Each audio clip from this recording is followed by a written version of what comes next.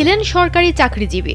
অল্প টাকা বেতনের চাকরি হলেও সততার সঙ্গে জীবন পার করবেন বলে প্রতিজ্ঞা করেছিলেন, কিন্তু সেই প্রতিজ্ঞাই যেন তার জীবনে কাল হয়ে দাঁড়ায়। ঘুষ নেয়ার মিথ্যা অভিযোগে দীর্ঘ ৩৯ বছর পর্যন্ত ঘুরতে হয়েছে আদালতের দাঁড়ে দাঁড়ে।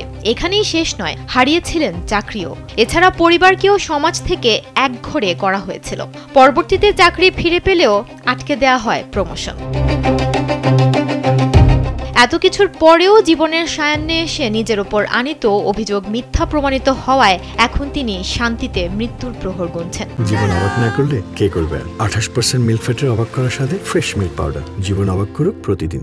বলছি ভারতের ছত্তিশগড়ের রাজধানী রায়পুরের বাসিন্দা জগেশ্বরের নির্মম জীবনের কথা। মধ্যপ্রদেশে সড়ক পরিবহন কর্পোরেশনে বিলিং সহকারী হিসেবে চাকরি করতেন তিনি। অতি সাধারণ পরিবারের একমাত্র উপার্জনক্ষম ব্যক্তি হয়েও সততাকে শক্তভাবে আঁকড়ে ধরেছিলেন। এজন্য চাকরি জীবনে কখনো অন্যায়কে প্রশ্রয় দেননি। তবে ১৯৮৬ সালে প্রতারণার ফাঁদে পড়ে করুণ বাস্তবতার মুখোমুখি হন তিনি। তারই প্রতিষ্ঠানের এক কর্মী তাকে বকেয়া বিল পরিশোধের জন্য চাপ দিয়েছিলেন, কিন্তু নিয়ম মেনে বিল পরিশোধে রাজি না হওয়ায় তার সহকর্মী অশোক ক্ষিপ্ত হয়ে যান। ফোন দিয়ে আটেন কিভাবে তাকে হেনস্থা করা যায়। এক পর্যায়ে জগেশ্বরকে ২০ টাকা ঘুষ দেওয়ার চেষ্টা করেন অশোক, তবে তা প্রত্যাখ্যান করে জগেশ্বর। কিন্তু কিছুদিন পর নিজের কাজ হাসিল করার জন্য জগেশ্বরের হাতে ১০০ টাকা গুঁজে দিয়েছিলেন অশোক। আর এ সময়ই ঘটনাস্থল হাজির হন নজরদারি কর্মকর্তা। কোনো বিচার বিবেচনা ছাড়াই তৎক্ষণাৎ তাকে গ্রেফতার করা হয়। বারবার নিজেকে নির্দোষ দাবি করলেও ঘুষখোরের তকমা লেগে যায় তার কপালে।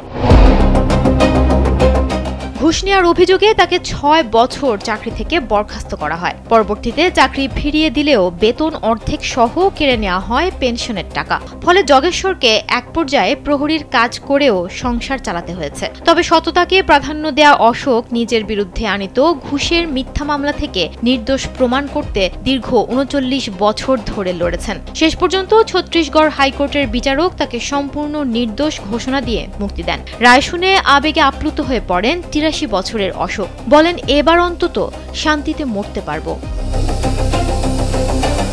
সুমনা মুস্তফা, কালবেলা।